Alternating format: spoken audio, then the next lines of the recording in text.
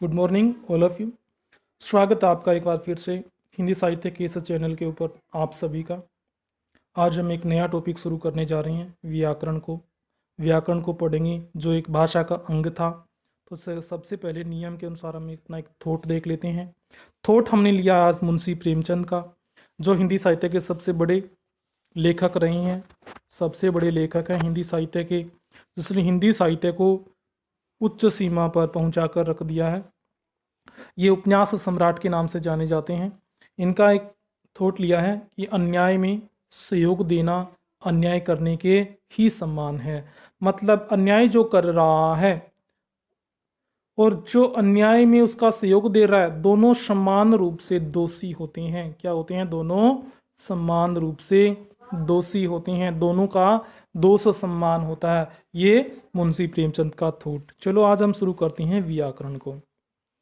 जैसे ही हमने ये शब्द देखा व्याकरण, क्या देखा? जैसे ही हमने ये शब्द देखा व्याकरण को, तो हमारे अंदर कुछ प्रश्न आते हैं। क्या आते हैं? दिमाग के अंदर तुरंत प्रभाव से प्रश्न आते हैं कि व्याकरण शब्द जो है वो एक शब्द है या इसमें कुछ और शब्द हैं, एक से अधिक है। क्या है? एक से अधिक। ये हमारे अंदर दिमाग के अंदर तुरंत आ जाता है कि ये एक ही शब्द है या एक से अधिक। और अगर एक से अधिक है तो उसमें कौन कौन से शब्द हैं? क्या है? कौन कौन से शब्द हैं? कौन से शब्द हैं जिससे ये शब्द से मिलकर ये शब्द बना है? तो हाँ, ये बात सही है कि व्याकरण शब्द में एक शब्द न होकर एक से अधिक है, या कहूं कुल मिलाकर हम देखें तो इसमें तीन शब्द हैं। कितने हैं? तीन शब्द। अब उन तीन शब्दों को पढ़ते हैं। अब तीन शब्द है क्या क्या? क्या शब्द हैं वो तीन? ये भी तो हमें पता चलना चाहिए। क्या शब्द है वो तीन?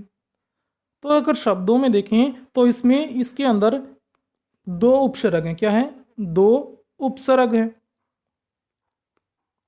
और एक शब्द है। क्या है? एक शब्द। अब वो दो उपसर्ग, फिर हमारे जैसे ही पता चला कि दो उपसर्ग, क्या है?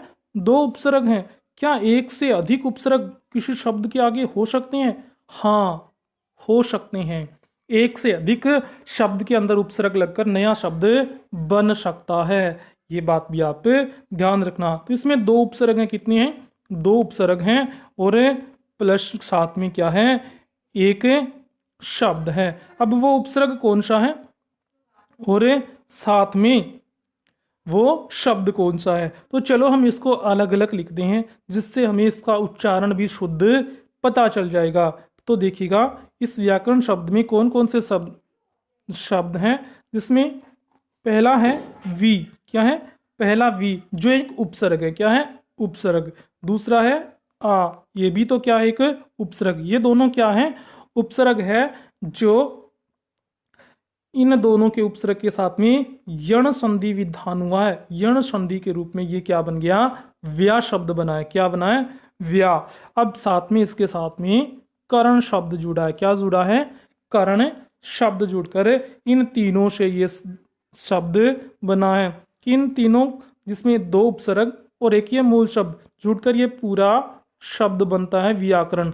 अब देखिएगा, हम जैसे पहले इसका उच्चारण करते थे व्याकरण, बल्कि जब इसको हम अलग अलग करते हैं तब इसका शुद्ध उच्चारण हमारे समझ में आता है कि ये व्याकरण है, न कि व्याकरण। तो ये व्याकरण शब्द है। क्या है? व्याकरण शब्द। अब जैसे हमें पता चल गया कि ये दोनों दो उपसर्ग और एक शब्द है, अब आगे बात आती है कि व्याकरण शब्द का अर्थ क्या है? इसका अर्थ क्या होगा? जैसे हमें पता चल गया कि इसके अलग अलग शब्दों में, तो मैं बता देता हूं कि जो आपके वी प्लस आ प्लस करण जो शब्द बने हैं, मिलकर से ये शब्द बना है, इस पूरे का अर्थ होता है शुद्ध करना या शुद्ध बताना। शुद्ध बताना, या हमें ये शुद्ध सिखाता है। क्या करता है? सिखाता है। बस सीधी सी बात है कि ये व्याकरण है वो हमें शुद्धता सिखाता है। क्या सिखाता है? शुद्धता। अब इसके बगैर हमें किसी भी भाषा का शुद्ध उच्चारण, शुद्ध लेखन और शुद्ध पठन नहीं कर सकते जब तक हमें इस व्याकरण का पूरा ज्ञान नहीं है।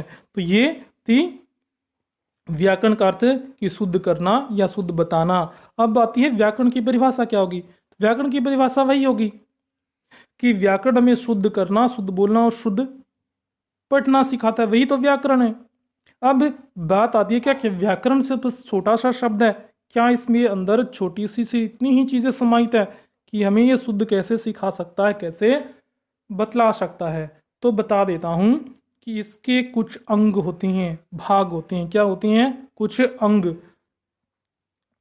मुख्य रूप से इसके 4 अंग माने जाते हैं। कितने अंग माने जाते हैं? 4 अंग। अब उन 4 अंगों पर पूरा का पूरा व्याकरण निर्धारित होता है, जिन 4 अंगों के कारण ही क्या है, ये व्याकरण चलता है। अब वो अंग कौन कौन से हैं, वो अंग कौन कौन से हैं देखिएगा। इसके कितने अंग हैं? 4 हैं। व्याकरण के 4 अंग हैं। कितने हैं? 4 अंग। देखिएगा इसमें पहला अंग कौन सा है? पहला है वर्ण। पहला अंग कौन सा है? वर्ण, जिसे हम वर्ण विचार के नाम से पढ़ते हैं। किसके नाम से? वर्ण विचार के नाम से। दूसरा इसका अंग है शब्द। क्या है? शब्द, जिसे हम व्याकरण में शब्द विचार के नाम से पढ़ते हैं। तीसरा अंग आता है इसका पद विचार। पद विचार, जिसके अंदर हम पद विचार, पदों के बारे में जानकारी प्राप्त करते हैं। या कहूं कि एक पद भी तो एक शब्द है। क्या है?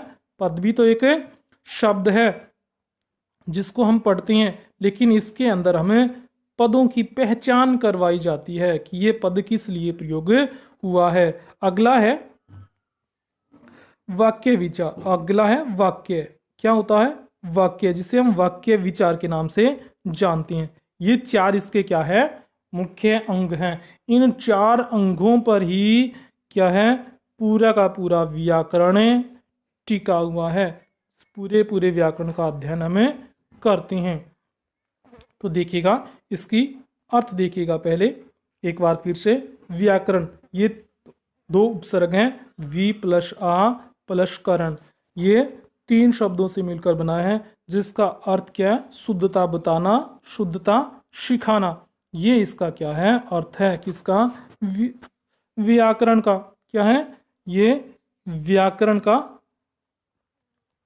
अर्थ है कि व्याकरण का अर्थ क्या है। अब इसकी परिभाषा, डेफिनेशन जो मैंने समझाई थी कि जिसके द्वारा हमें भाषा की शुद्धियों और अशुद्धियों का ज्ञान होता है, वह व्याकरण कहलाता है। मतलब व्याकरण हमें शुद्ध और अशुद्ध के बारे में जानकारी प्रदान कर देता है, जिससे हमें अशुद्धियों को छांटकर या छोड़कर शुद्धता ग्रहण करते हैं, या शुद्धियों के बारे में क्या करते हैं? जानकारी प्राप्त कर देते हैं। क्या लेते हैं?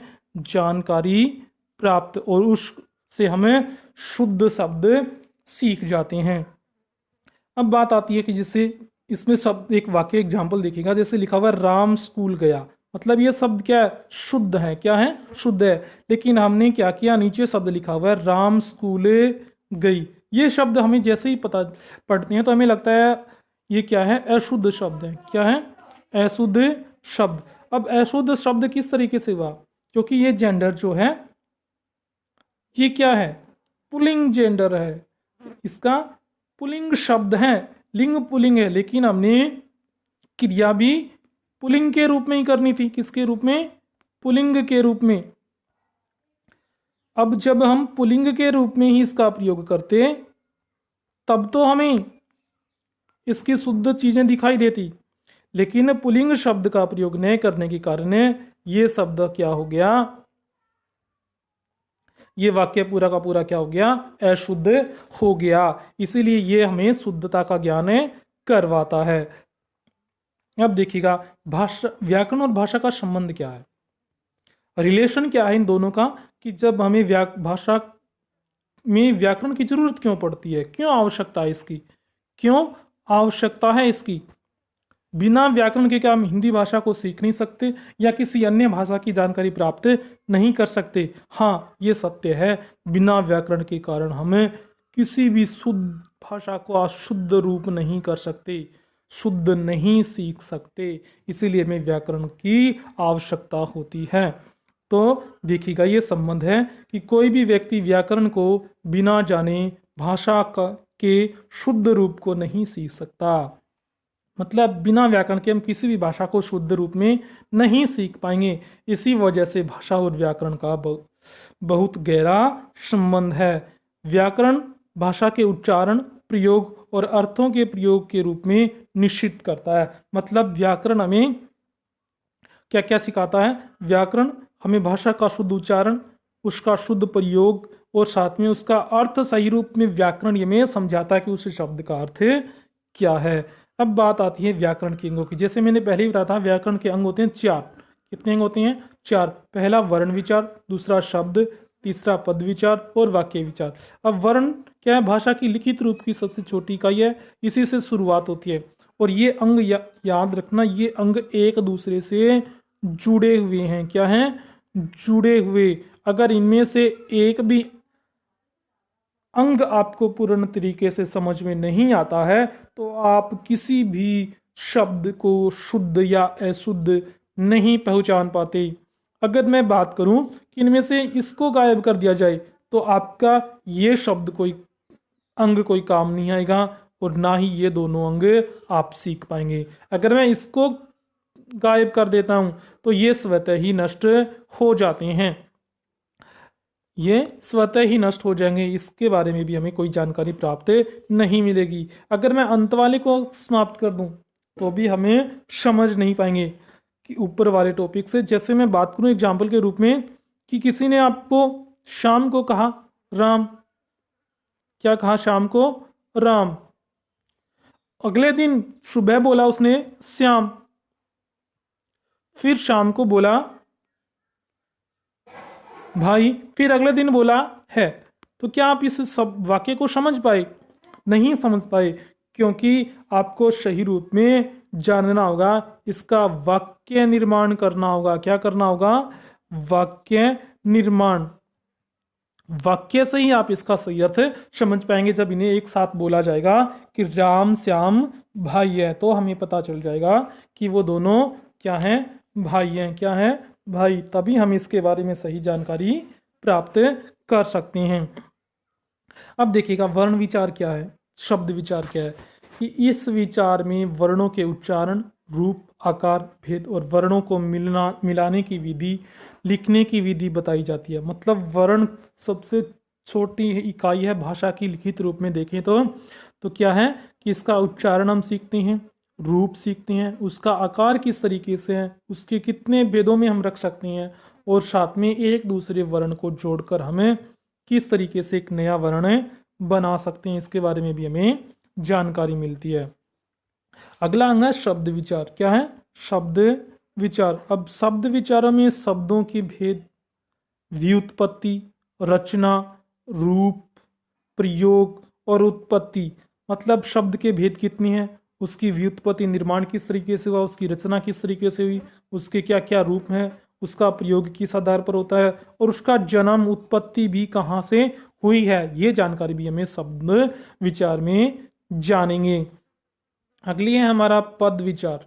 इस विचार में पद का तथा पद के भेदों का वर्णन किया जाता है। पद मतलब शब्द एक वाक्य निर्माण करते हैं तो उसमें किस तरीके से पद, कौन सा पद क्या है, इसके बारे में हमें जानकारी पता चलती है कि उसका उद्देश्य क्या है, उसका विधेय क्या है, इसके बारे में हमें पद परिचय के अंदर जानकारी मिलती है। अगला है वाक्य विचार।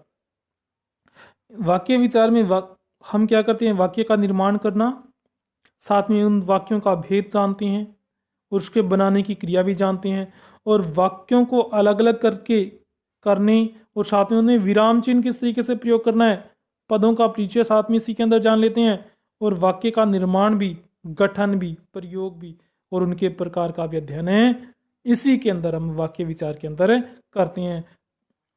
तो क्या है कि इस विचार में वाक्यों की रचना, उसके भेद, वाक्य बनाने, वाक्यों को अलग करने, विराम चिन्ह, पद परिचय, वाक्य निर्माण, गठन, प्रयोग और उनके प्रकार आदि का अध्ययन किया जाता है। तो ये थी आज की वीडियो। आज के अंत में साथ में मैं एक प्रश्न लेकर आया हूँ जिसका आंसर आपको नीचे कमेंट बॉक्स में करना है। कमेंट बॉक्स में अपने नाम सहित करना है, अपने नाम सहित नीचे उसका आंसर लिखकर कमेंट करना है। और जिस जो जो सही उत्तर देगा उसका मैं नेक्स्ट वीडियो में या कहूँ अगले वीडियो में उसका नाम साथ में दिखाया जाएगा। क्या जाएगा? दिखाया जाएगा।